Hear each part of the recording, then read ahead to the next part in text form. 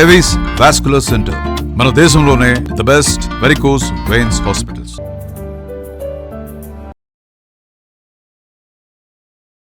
నమస్తే రమ్మగారు. నమస్తే చెయ్య. ఏదైనా తమాషా కథ చెప్తారా? పూర్వం ఒక బ్రాహ్మడు ఒక ఆయన ఉండేవాట, శుద్ధమతి ఆయన పేరు. ఈయన కాశీలకు వెళ్ళి చదువుకొచ్చాడు. కాశీలో చాలా సంవత్సరాలు చదువుకుని 10వ ఏట వెళ్ళిపోయి 40 ఏళ్ళు కాశీలో చదువుకుని 50వ ఏట స్వగ్రామానికి వచ్చాడు. సరే, అంత పరమ విద్వాంసుడు, చాలా గొప్పగా చదువుకున్నాడు. ఆయన దగ్గర బోళ్ళంతమంది శిష్యులు చేరారు. చుట్టుపక్కల వాళ్ళు ఎవరో ఆయనకు ఒక పిల్లనిచ్చి పెళ్లి చేశారు. ఆ కాలంలో ఇలాంటివి జరిగేవి. ఆ అమ్మాయికి 14 ఏళ్ళు 13 ఏళ్ల పిల్లనో చేశారు. పిల్ల పెద్దదయ్యాక కాపురాన్ని తెచ్చుకున్నారు. కానీ ఆయనకి తన పెద్దవాడు, పిల్ల చిన్నపిల్ల అని చాలా అనుమానంగా ఉండేది భార్య మీద. కొంతకాలం గడిచినా కూడా భార్య అంటే అనుమానం. ఆ అమ్మాయి ఏమో అందరితోటి చక్కగా నవ్వుతూ మాట్లాడేది. వాళ్ళ మంది శిష్యులు ఉండేవాళ్ళు వాకిట్లో చదువుకోవటానికి. అందరితో నవ్వు మొహం పెట్టి మాట్లాడేది. ఆ పిల్ల సహజంగానే నవ్వు ఫేసు. అయితే ఏమైంది, ఈయనకి చాలా కోపం వచ్చేసింది. ఒకనాడు ఎప్పుడో భార్య నవ్వుతోందని, ఏదో పిల్లలు అల్లరి మాటలేవో కొంటి మాటలు మాట్లాడి ఏవో వస్తువులు పడేసి చేస్తుంటే ఆవిడ అందరితో పక్క నవ్వేసరికి నవ్వుతోందని ఓర్చుకోలేక భార్య మీద అనుమానంతో ఇల్లు విడిచి వెళ్ళిపోయాడు. పెళ్లి చేసుకున్నాడు అనవసరంగానే, అనుమానస్తుడు వెళ్ళిపోయాడు. వెళ్ళిపోయేసరికల్లా ఈయన ఇల్లు విడిచి వెళ్ళిపోతుంటే ఆయన ఎక్కడికి వెళ్ళిపోతున్నాడో తెలియక 4 సీనియర్ శిష్యులు ఈయన వెనకాల పడ్డారు. ఆయన ఎక్కడెక్కడెక్కడికో నడిచి వెళ్ళిపోయాడు. వీళ్ళు కూడా ఆయన వెళ్ళిన మార్గం వెతుక్కుంటూ ఆయన వెనకాల పడిపోయారు. పోతే ఒక గ్రామం దగ్గర కలుసుకున్నారు. కలుసుకునేసరికల్లా, ఏమిట్రా, నేను నా పెళ్ళాం మీద అనుమానంతో వెళ్ళిపోతుంటే మీరంతా నా వెంట పడ్డారు, పోపోండి అన్నాడు. అనేసరికి వాళ్ళు అన్నారు, అయ్యో గురువుగారు, ఎంత మాట అండి, మహా ఇల్లాలు, ఆవిడ మీద అనుమానం ఏమిటండి, మేము ఆవిడతోటే ఉంటాం, మేము ఆవిడ గుణం కనిపెట్టమా, అసలు ఇంటిది కాదండి, ఆవిడ చాలా మంచిది, ఉత్తమ ఇల్లాలు, తల్లి లాంటిది మాకు, మీరు ఇంత మాట అనుకోకండి, పదండి మనం వెనక్కి వెళ్ళిపోదాం, అసలు ఆవిడ పేరు మీద మీరు ఇట్లా అనటానికే వీల్లేదు, ఆవిడ ప్రవర్తన బాగుండకపోతే అందరు ఇంతమంది పిల్లలు ఆవిడతోటి ఎట్టా బాగుంటారండి అని బాగా నచ్చజెప్పారు. సరే, ఆయన ఏమనుకున్నాడు, సరే వెళ్ళిపోదాంలే, వెనక్కి వెళ్ళిపోదామని నిశ్చయించుకున్నాడు. విద్యార్థులు అంత గట్టిగా చెప్తుంటే ఏమంటాడు, సరేనన్నాడు. ఈ వీళ్ళు రాత్రంతా నడుచుకుంటూ వచ్చేసారు. ఎటగో నడిచారు. తిరిగి వెళ్ళడానికి అప్పుడు మార్గం చూసుకుంటే వాళ్ళు ఒక నగరం దాటి వెళ్ళాలి. ఈ నగరంలోకి ప్రవేశించారు. ప్రవేశిస్తే ఏమైంది, కొంత దూరం వెళ్ళేసరికి వీళ్ళకి కాళ్ళు పీకేస్తున్నాయి, ఎండకి చెమటలు పోసేస్తున్నాయి, ఏం చేయాలో తెలియక సంకలో దర్భాసనాలు ఉన్నాయి, దర్భలు పట్టుకుని రోడ్డు మీద కూర్చున్నారు. దానికి ముందుగా ఒక బావి ఉంది. ఆ బావిలోంచి నీళ్లు తోడి తెచ్చుకుంటున్న ఒక శ్రోత్రియ బ్రాహ్మణ స్త్రీ ఒక ఆవిడ, ఎవరండి మీరు అనేసరికల్లా, మేము బాటసార్లమమ్మా అన్నాడు. మీరేం బాటసార్లు అని 2 అడుగులేదు. అయితే పరదేశులమమ్మ అన్నాడు. మీరు పరదేశులు కాకెన్నాయినా భలే చెప్పారు అని వెళ్ళిపోయింది. అదేంటి, మనం బాటసార్లు కాదు పరదేశులు కాదా అంటే మనం ఎవరం అని వీళ్ళు ఆలోచించారు. ఆవిడ బిందెని ఇంట్లో నీళ్ళు పోసి వచ్చేసి మళ్ళీ బిందె పుచ్చుకొచ్చింది. అయితే అమ్మ, మేము మార్గస్థులం అన్నారు. అనేసరికి, మీరు మార్గస్థులు ఎటా అవుతారు, మీరు మార్గస్థులు కాదు అని మంచినీళ్ళకి వెళ్ళిపోయింది. అర్థం కాల.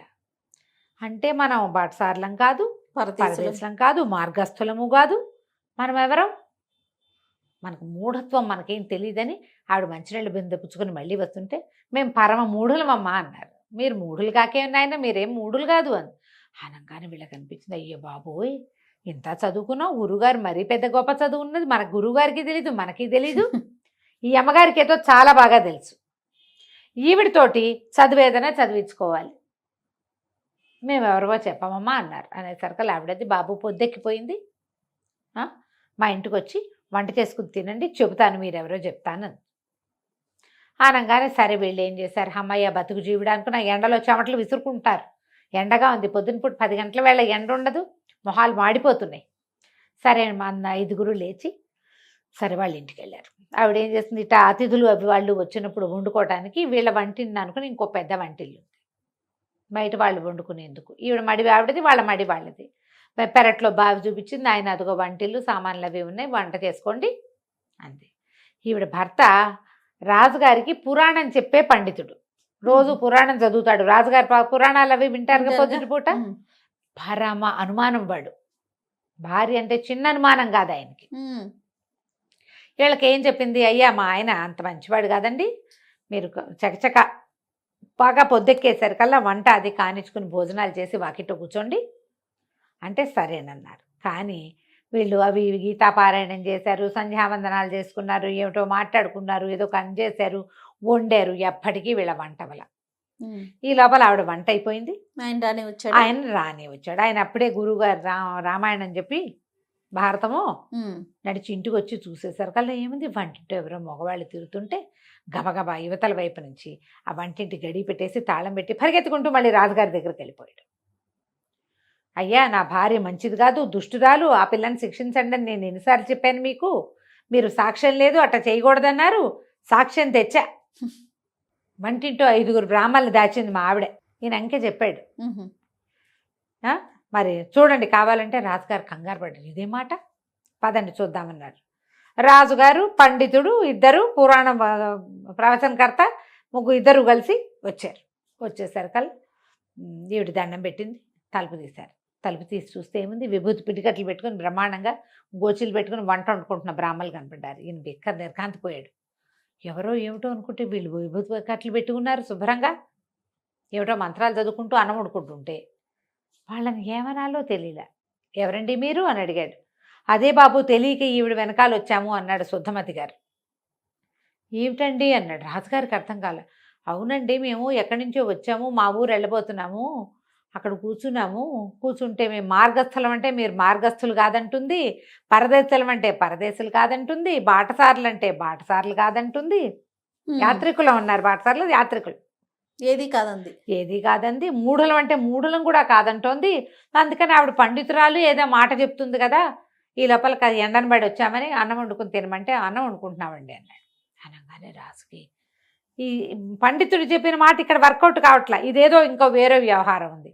అక్కడి నుంచి బ్రాహ్మణ ఆవిడ్ని పిలిచాడు, దండం పెట్టాడమ్మా, పిల్లని మార్గస్థులు కాదని ఎందుకన్నావమ్మా అని. మార్గస్థులైతే దారి మధ్యలో కూర్చుంటారండి ఎవరైనా? వీళ్ళు దారి మధ్యలో దర్భలు వేసుకుని కూర్చున్నారు. మార్గంలో నడిచిపోయే వాళ్ళు నడిచిపోతారు, దారిలో కూర్చున్న వాళ్ళని మార్గస్థులని ఎలా అంటాం? పాయింట్. నువ్వు పరదేశులు కాదని అన్నావేంటమ్మా, వీళ్ళది ఊరు కాదు కదా అని. పరదేశి అయితే పరదేశికి మన భాష ఎట్లా వస్తుందండి? వాళ్ళు మన భాషే మాట్లాడుతున్నారు కాదు, మన భాషే మాట్లాడుతున్నప్పుడు వాళ్ళని పరాయి దేశం వాళ్ళని ఎట్లా అనుకుంటాం? వాళ్ళు పరదేశులు కాదు, మన దేశం వాళ్ళే, ఇక్కడే ఏదో ప్రాంతం, దగ్గర ప్రాంతం వాళ్ళే. పాయింట్ ఇది కూడా. మరి యాత్రికులు అన్నారు వాళ్ళు, అంతే కదా, అక్కడెక్కడి నుంచో వస్తున్నామని చెప్పారు. అంటే అట్లా ఎట్లా అవుతారండి వాళ్ళు? అనుకోండి పోనీ అట్లాగే, ఎక్కడ బస చేయాలో అక్కడ బస చేస్తారు, దారి మధ్యలో కూర్చుంటారా? యాత్రలు చేసే వాళ్ళకి ఎలాంటి ఐడియాలు ఉంటాయి? అంతే, ఎక్కడ సత్రాలు ఉన్నాయి ఏంటనేది తెలుస్తుంది, చూసుకొని వెళ్తారు. ఇది కూడా పాయింట్. ఈ పాయింట్లన్నీ వర్కౌట్ అయ్యాక రాజుగారు రండి, మీరు మూఢులు కాదని అన్నావుట కదమ్మా, మూఢులు కాదంటావా అమ్మా వీళ్ళని? ఆవిడ మాట్లాడకుండా చెప్పలే సమాధానం. రాజుగారు ఈవిడేదో కంగారు పెడుతోందని, అమ్మ నువ్వేం భయం లేదు, నువ్వేం చెప్పినా సరే. ఈవిడంది, వాళ్ళు మూఢులు ఎందుకు అవుతారండి? మిట్ట మధ్యాహ్నం అపరాహ్న వేళ 5 బ్రాహ్మణుడు వంటింట్లో ఉంటే ఆ 5 తన పెళ్ళామే దాచిందని చెప్పే పండితుడు, అంత మాట పండితుడు చెబితే దాని వెనకాల నమ్మి వచ్చే రాజు కంటే మూఢులు ఎవరైనా ఉంటారా లోకంలో? మిట్ట మధ్యాహ్నం వేళ ఎవరైనా వ్యవహారాలు చేస్తారా? అది కూడా 5 బ్రాహ్మణులతో. వాడో మూఢుడు, వాడిని నమ్మిన రాజు ఇంకో మూఢుడు. రాజుగారు నాలి కొరుక్కున్నాడు, పండితుడు కూడా సిగ్గేసింది. మరి ఏం జరుగుతోందని మనం అనాలి ఈ మాట? ఒట్టిగా ఇంట్లో మనుషులుంటేనే అనుమానమా? రాజుగారు మాట తగ్గించుకుని ఏం మాట్లాడాలో తెలియపోతే అప్పుడు శుద్ధమతి చెప్పాడు, అయ్యా మగవాడి బుద్ధి అండి ఇది, నేను కూడా ఈ పొరపాటుతోటే, నా భార్య విద్యార్థులందరితోటి స్నేహంగా ఆపేక్షగా ఉంది, అది ఓర్చుకోలేకే వచ్చేసాను, నా వెంటబడి నా శిష్యులు వచ్చారు, ఇక్కడ ఇది కనపడుతోంది, భార్య కళ్ళగా నవ్వుతూ ఉంటే తన కోసం నవ్వాలి తప్పిస్తే ఇతరుల కోసం నవ్వకూడదంటే వాళ్ళు బతికుండకూడదని అనుకుంటాం మేము, అదే తప్పు, నేను కూడా ఆ తప్పే చేశానండి అంటే రాజు కాస్త తీర్పు చెప్పి ఇట్లాంటి పనులు చేయకూడదని, భార్యల్ని సజావుగా చూసుకోవాలని చెప్పి, ఆ వచ్చిన పై ఊరు నుంచి వచ్చిన శుద్ధమతికి ఏమో ఏదో కాస్త 100 వరహాలు బహుమతి ఇచ్చి, పాఠశాల బాగా జరుపుకోండి గురుగారు, మీ భార్యని అనుమానించకండి అని చెప్పి పంపించాడు. ఈ పురాణ పండితుడు కూడా ఇంత ఉత్తమరాలు, సమర్థురాలు, తెలివిగలది నాయన, ఈవిడతో జాగ్రత్తగా ఉండు, చివరికి రాజును మూఢుని చేసే ప్రయత్నం చేసావు నువ్వని ఆ, ఆయన కూడా నచ్చజెప్పి రాజుగారు వెళ్ళిపోయాడు. కథ కంచికి మనం ఇంటికి. మంచి నీతున్న కథ అండి. అనుమానం, అనుమానం. ఆ అనుమానంతో తన ఇంట్లో ఉండడు, తనే ఉండడు, తను లేనప్పుడు భార్య సంతోషంగా ఉండకూడదు, తను లేకపోతే అది మంచి చీర కట్టుకోకూడదు, పువ్వులు పెట్టుకోకూడదు, ఎవరితో నవ్వుతూ మాట్లాడకూడదు, ఇలాంటి భావాలు ఉంటాయి. ఇప్పటికీ ఉన్నారు కదా జయ, ఉన్నారు అమ్మగారు. అనుమానం పడేవాళ్ళు ఎంతమంది. ఆడాళ్ళకే అనుమానం ఉంటుంది అనుకుంటాం, అవును ఆడవాళ్ళ అనుమానం వాళ్ళ ఏడుపుతో పోతూ ఉంటుంది, ఏడుస్తూ ఉంటారు ఆ, అనుమానంతో. అవును మగవాడి అనుమానం ఆడదాన్ని చంపే వరకు వస్తుంది. అవును. అనుమానంతో పెళ్ళాలను చంపేస్తారు జయ, అలాంటి కేసులు కూడా చూస్తున్నాం. చాలా చూస్తుంటాం. అనుమానం పిశాచం లాంటిది, Yes. దాన్ని పట్టించుకోకూడదు. దాని మీదకి ఎక్కించుకున్నాం అంటే దిగదు చచ్చి. అంతే.